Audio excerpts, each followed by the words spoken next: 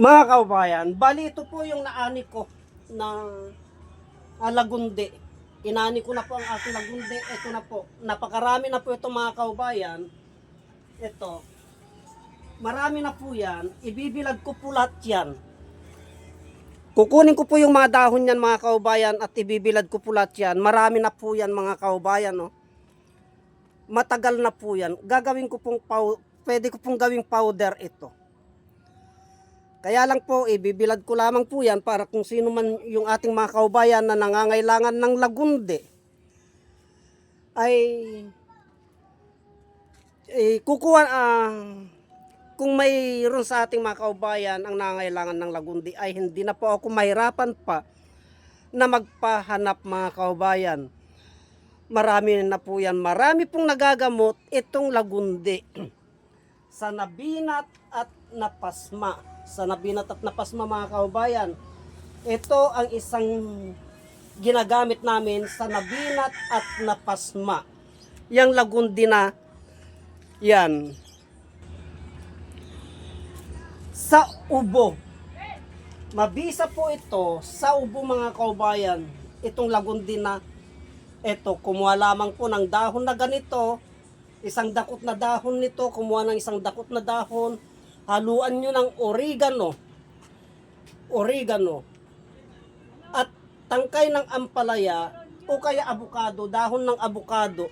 Mabisa po yan sa ubo mga kaubayan. Kaya pag ako pong nangailangan ng halamang gamot, nandyan po ang lagundi.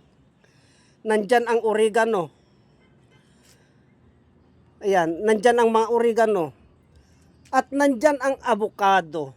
Wala po akong problema pagdating sa ubo mga kaubayan kasi nasa kapaligiran ko lamang po ang mga halamang gamot na panglunas sa karamdaman yan sa ubo.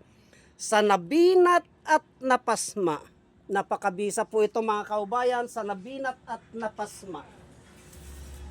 Ang proseso po ng paggamit nito sa nabinat at napasma, kumukuha po ng dahon nito, ito, baliin muna po ito, yung ganito, yan, ilang tangkay na ganito, yan sa nabinat at napasma, haluan mo po ng mga isang dakot na dahon ng sambong. Dahon ng sambong, haluan mo ng isang dakot na dahon ng sambong. Yan po. At 2 tangkay o 3 tangkay ng lemongrass, yung tanglad.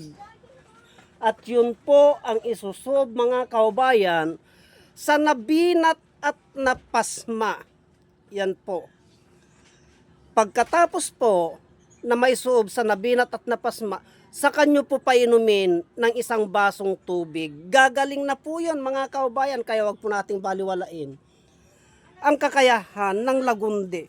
Kung maaari, magtanim kayo sa inyong kapaligiran ng lagundi mga kaubayan. Katulad niyan, napakarami po niyan. Yang lagundi na yan, yang naani ko na yan. Oh. Yan. Kaya hanggang dito na lamang po ang videos nito at marami pong salamat.